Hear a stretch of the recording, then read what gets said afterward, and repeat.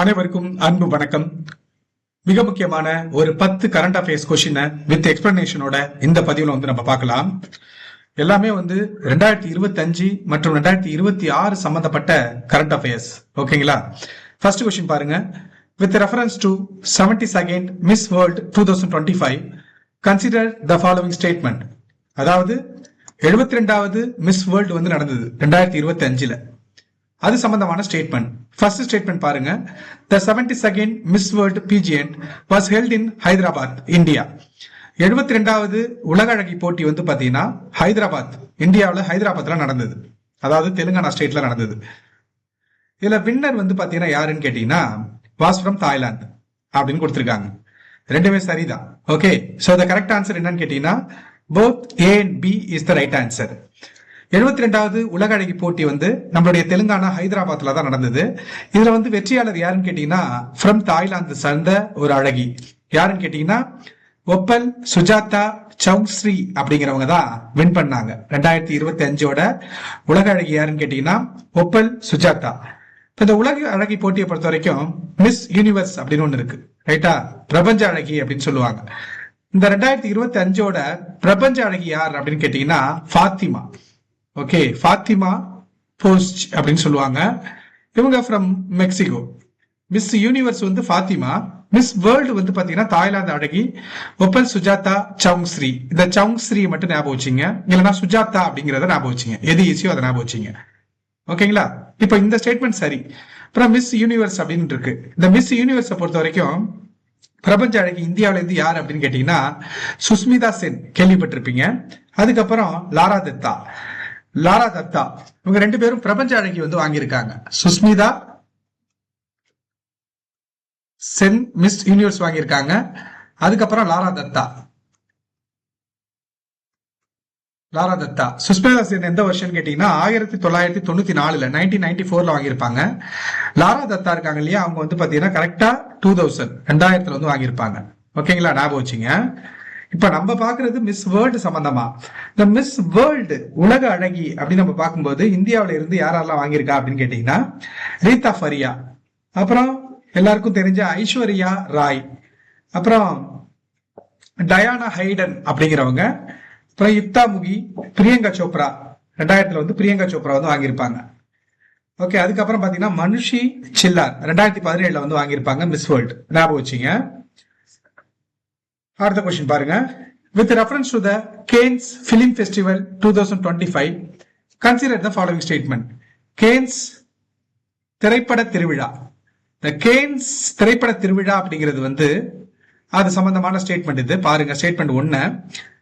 The Palme d'Or is the highest award at cinema film festival. அதாவது Cannes திரைப்பட திருவிழாவில் உயரிய விருது எதுன்னு கேட்டீங்கன்னா பாம் டி ஆர் அப்படிங்கிற ஒரு விருது. இந்த விருதோட பேர் இது.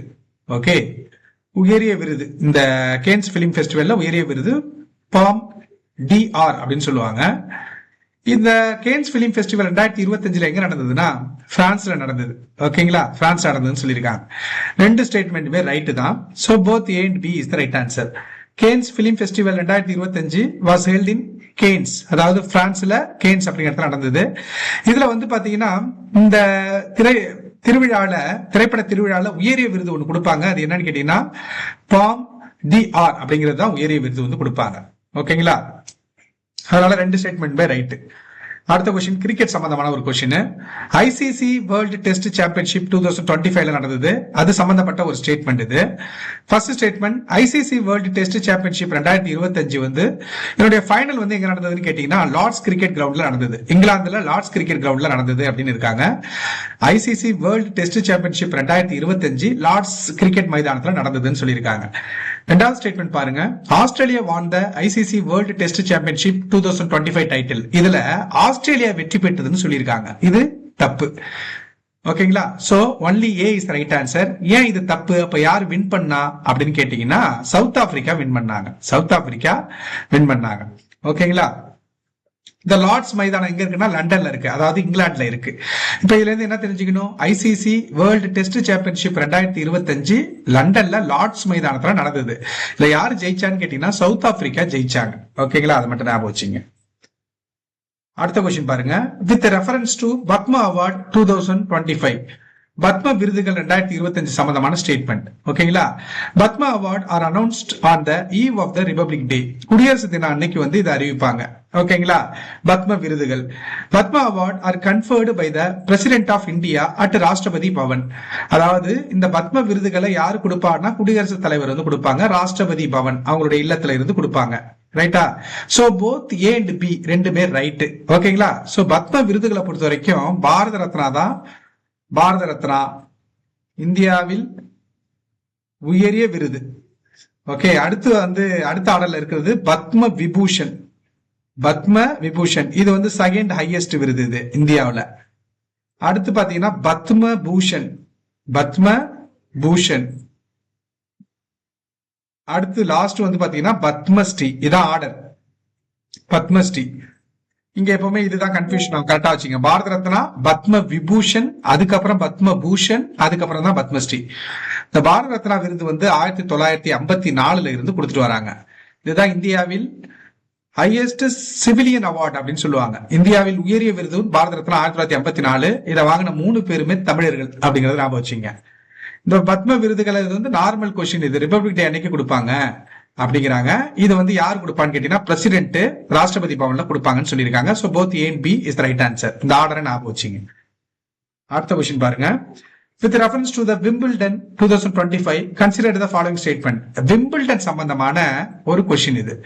உங்களுக்கு தெரியும் இந்த டென்னிஸ் போட்டியில வந்து ஃபர்ஸ்ட் எது ஆரம்பிப்பாங்கன்னு கேட்டீங்கன்னா ஆஸ்திரேலியன் ஓபன் தான் ஆரம்பிப்பாங்க. ஜனவரி மந்த்ல ஆஸ்திரேலியன் ஓபன் தான் ஆரம்பிப்பாங்க.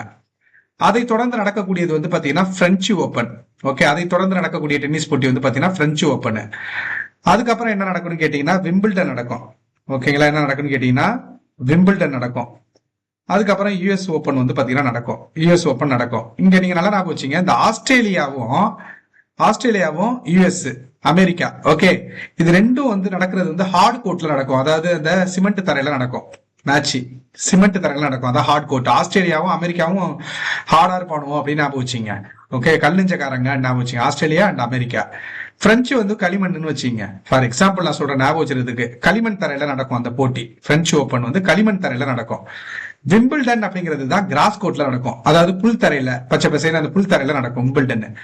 இது ஒரு கொஸ்டினா கேட்டிருக்காங்க. ஃபர்ஸ்ட் எது நடக்கும்னு கேட்டிருக்காங்க. அதனால இதை சொல்றேன். Australian open.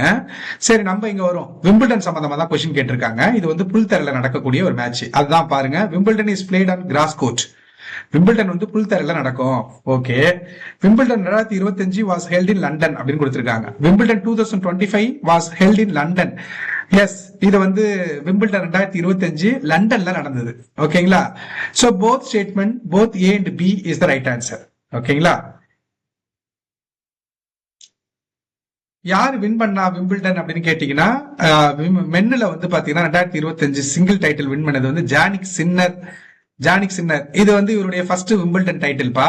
ஜானிக் சின்னர் அப்படிங்கிறவங்க. உமன்ல வந்து பாத்தீங்கன்னா யார் வாங்கினா அப்படின்னு கேட்டீங்கன்னா இகா ஸ்வியாடெக்.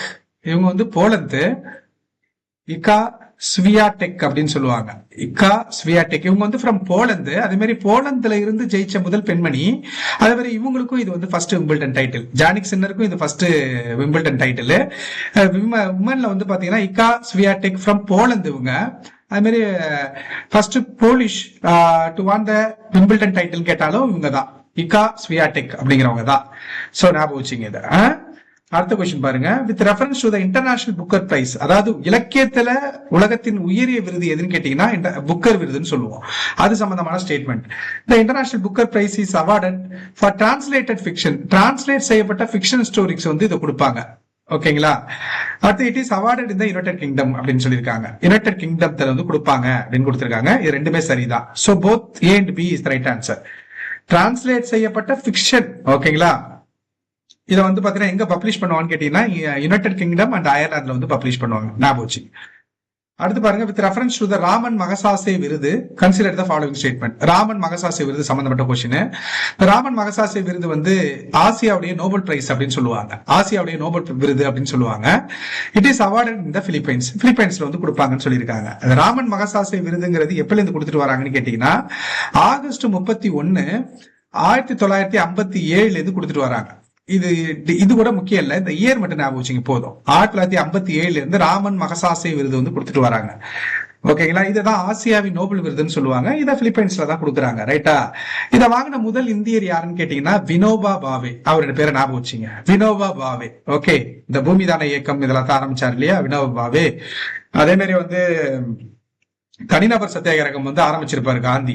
இந்த முதல் தனிநபர் சத்தியாகிரகம் யாருன்னு கேட்டீங்கன்னா இந்த வினோபா பாவே தான். ஓகேங்களா, மகாராஷ்டிரால பாவனார் ஆசிரமத்துல இருந்து ஆரம்பிச்சிருப்பாரு. சரி, ரைட், ஓகே. 7வது கொஸ்டின். இப்ப இது என்னன்னு பாத்தீங்கன்னா ரெண்டுமே சரியா தான் இருக்கு. So both A and B is the right answer. அடுத்த கொஸ்டின் பாருங்க. With reference to National Film Award, தேசிய திரைப்பட விருது, இது வந்து 69வது வருஷம் நடந்தது. இது அது சம்பந்தமான ஸ்டேட்மெண்ட் பாருங்க. இந்த நேஷனல் பிலிம் அவார்டு வந்து யார் பிரசன்ட் பண்ணுவாங்கன்னா கவர்மெண்ட் ஆஃப் இந்தியா, இந்திய அரசாங்கம் வந்து நடத்தும் அப்படின்னு இருக்காங்க. ரைட்டு தான். இந்த award are administrate by the Directorate of film Festival. இதை யாரு வந்து நிர்வாகம் செய்வான்னு கேட்டீங்கன்னா இதுக்குன்னே இருக்கக்கூடிய ஒரு குழு. Okay, directorate of film festival நடத்துவாங்கன்னு சொல்லியிருக்காங்க. சோ ரெண்டு ஸ்டேட்மெண்ட் ரைட்டா இருக்கு, both A and B. National film award அப்படிங்கிறது வந்து கவர்மெண்ட் ஆஃப் இந்தியா கொடுப்பாங்க. ஓகே, அரசு சார்பில் வந்து இதை கொடுப்பாங்க. இதை யாரு நிர்வாகம் செய்யறான்னு கேட்டீங்கன்னா டைரக்டரேட் ஆஃப் பிலிம் ஃபெஸ்டிவல் அப்படின்னு சொல்லுவாங்க. இது எந்த அமைச்சகத்துக்கு கீழே இருக்குன்னு கேட்டீங்கன்னா Ministry of Information and Broadcasting கீழே வந்து இருக்கு. அடுத்து பாருங்க 9th question. With reference to the ISSF World Cup 2025. இது என்ன? ISSF னா international shooting sports federation. Shooting sports federation புரியுதுங்களா? ஐநாவே இன்டர்நேஷனல் நீங்க கண்டுபிடிச்சிருவீங்க. International shooting sports federation world cup 2025 நடந்தது. இதுல வந்து இது சம்பந்தமான ஸ்டேட்மெண்ட் இது பாருங்க. ISSF World cup is related to shooting sports. Okay, இதை வச்சே கண்டுபிடிச்சிருவோம் நம்ம. ISSFனா ஷூட்டிங் ஸ்போர்ட்ஸ் சம்பந்தப்பட்டதுதான் அப்படின்னு நம்மளுக்கு தெரியும். இதுல India has won medals in ISSF World cup 2025 event அப்படிங்கிறாங்க. ஆமா, நிறைய கப்புகளை வந்து அடிச்சது இந்தியா. இதுல ஃபார் எக்ஸாம்பிள் வந்து சிம்ரன் அப்படிங்கிற பேர்ல வந்து ஒருத்தவங்க. ஓகேங்களா, அடுத்து வந்து சுருச்சி சிங் அப்படிங்கிறவங்க. ஓகேங்களா, சிம்ரன் வந்து பாத்தீங்கன்னா சிம்ரன் சிங் சம்திங் ஏதோ வரும். நான் இது நீங்க ஞாபகம் வச்சதுக்காக சிம்ரன் அப்படின்னு வச்சுக்கிறேன். சிம்ரன் வந்து பாத்தீங்கன்னா 25 மீட்டர் ஏர் பிஸ்டல்ல வந்து உமன் இவங்க வந்து பாத்தீங்கன்னா டைட்டில் வின் பண்ணாங்க. ஓகே, அடுத்து வந்து பாத்தீங்கன்னா சுருச்சி சிங் அப்படிங்கிறவங்க, இவங்களும் women 10 metre. Suruchi Singh 10 metre air பிஸ்டல்ல வந்து பாத்தீங்கன்னா இவங்க வின் பண்ணாங்க. ஷூட்டிங்ல வந்து இவங்க வின் பண்ணாங்க. சிம்ரன் சுருச்சி சிங் ரெண்டுமே SS வருது. இவங்க 25 மீட்டர், இவங்க 10 மீட்டர், உமன் தான் அவங்க. அடுத்து பாருங்க, இந்தியா வந்து நிறைய மெடல் வாங்குனுச்சுன்னு சொல்லியிருக்காங்க. So right, both A and B is the right answer. அடுத்தது பாருங்க, லாஸ்ட் கொஸ்டின் இன்னைக்கு. With reference to the world environment டே 2025, அதாவது உலக சுற்றுச்சூழல் தினம், அது சம்பந்தப்பட்ட ஸ்டேட்மெண்ட். ஓகேங்களா, world environment day is observed on 5 June every year. ஒவ்வொரு வருஷமும் ஜூன் 5ஆம் தேதி வந்து சுற்றுச்சூழல் தினம் வந்து கடைபிடிக்கிறோம். இத வந்து யாரு லெட் பண்றா அப்படின்னு கேட்டீங்கன்னா UNEP, அதாவது யுனைடெட் நேஷன் என்விரான்மெண்ட் ப்ரோக்ராம் வந்து பாத்தீங்கன்னா ஐக்கிய நாடுகளின் சுற்றுச்சூழல் திட்டம் அப்படிங்கிறவங்க தான் லெட் பண்றாங்க. ஓகேங்களா, இல்லைன்னா வந்து கோஆர்டினேட் பண்றாங்க. ஓகேங்களா, இல்லைன்னா ஒருங்கிணைக்கிறாங்க அப்படின்னு கூட வச்சுக்கலாம். சோ ரைட் தான் ரெண்டுமே. So both A and B is the right answer.